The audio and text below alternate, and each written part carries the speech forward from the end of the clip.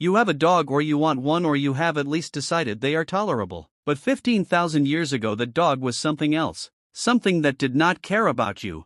Something that competed with you. Something that was, by almost every measurable standard, better suited to the world than you were. So why is it sleeping on your couch? The answer is not what you think it is. It is not a story about humans being clever or kind or unusually good at forming relationships. It is a story about survival math. About two species at the edge of extinction finding each other in the dark and doing something neither one had ever done before. Here is what the world looked like before this happened. You are not at the top of anything. You are a medium-sized primate with excellent hands and a brain that is running calculations it barely understands. You are warm-blooded in a climate that does not care. You are slow. Your sense of smell is almost useless. Your night vision is a joke. You sleep for 8 hours in a landscape that does not stop moving just because you need to rest, and yet here you are. The question that should bother you more than it probably does is, how did you get from there to here? What happened between the ice and the city? Between the cave and the civilization? Most of the answers people give you are true but incomplete. Fire, language,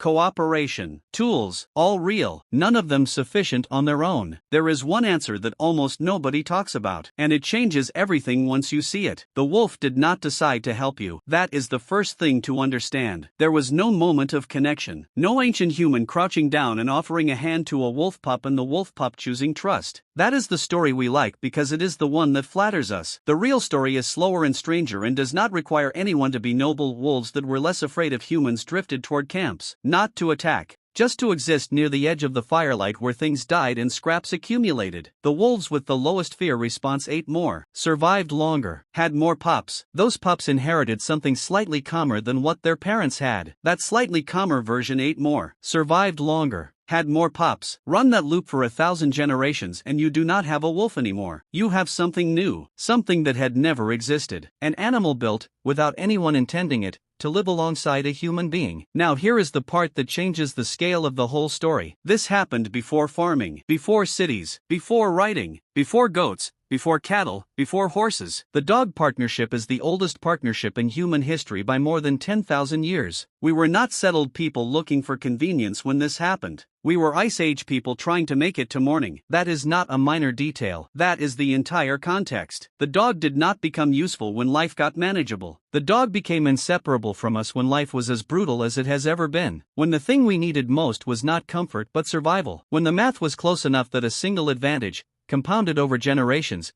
could be the difference between a species that spreads and a species that disappears.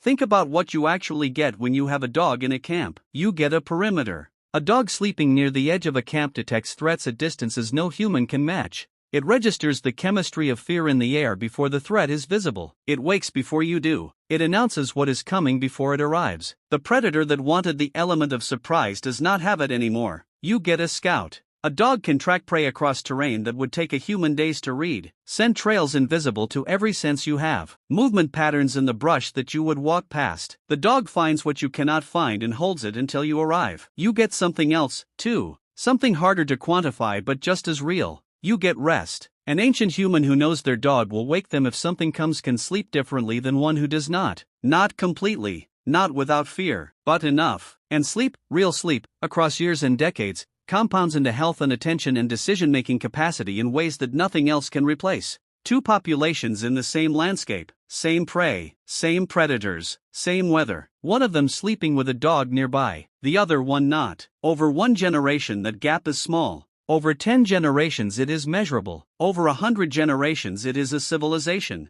Over 1,000 it is everything. There is a reason dogs understand you in a way nothing else does. Point at something across the room. Your dog looks at the object, not your hand, not your finger, the thing you are pointing at. A chimpanzee, the animal that shares more of your DNA than anything else on Earth, does not do this. It looks at your finger. It cannot make the leap from gesture to meaning the way your dog does without training, without effort, without a single day of instruction. Dogs do it from puppies. They do it because they evolved to do it. Over thousands of years of living alongside humans, dogs developed a biological sensitivity to human communication that no other animal on Earth has developed. Their brains have regions tuned to the human voice. Brain scans show they process the emotional content of what you say, not just the words. A laugh, a sob, a raised voice. They are not just hearing you. They are reading you. Dogs exposed to the smell of a frightened person become frightened themselves. Dogs near calm people stay calm. They are detecting your emotional state from chemistry in the air before you have fully registered it yourself. For an ancient human sleeping in the dark, that is not a curiosity. That is an extension of your own nervous system walking around on four legs outside the perimeter of your camp. And then there is the thing that no one fully explains when they tell this story. When a dog looks into your eyes, you both release oxytocin, the bonding hormone, the same chemical that fires between a mother and a newborn, the same signal that says, "This is mine, this matters, I would do something costly to protect this." Hand-raised wolves do not produce this effect. Wolves that grew up with humans, handled from birth, familiar with people their entire lives, the response does not appear. It is specific to dogs. They evolved it, developed it over generations of living with us as a biological mechanism for bonding with the one species they needed to stay close to. The dog did not just learn to tolerate humans, it rewired itself at a genetic level to be attached to us. That is not domestication the way we usually mean it. That is something more than that. Something that does not have a clean name because it has never happened the same way with any other animal in the history of this planet. At burial sites 15,000 years old, dogs were found placed beside their people, decorated, positioned, treated in death the same way the humans around them were treated. These were not tools that people grew fond of. These were members of something, companions that ancient humans grieved the way you grieve a family member. 15,000 years ago, before farming, before writing, before the wheel, people were burying their dogs and mourning them. That tells you what this relationship actually was. Not utility, not convenience. Something that looked, from the inside, the way it looks from the inside right now. The Neanderthals were here before us, 200,000 years in Europe before we arrived. Stronger bones, broader shoulders, a body built for cold. They used fire. They made tools. They buried their dead. By every physical metric they should have outlasted us. They did not domesticate a single animal. Not one. They faced the Ice Age the way they had always faced it, alone, with tools and accumulated knowledge and nothing else. We arrived with a partner. 10,000 years later the Neanderthals were gone. Every one of them. And we were not. That gap,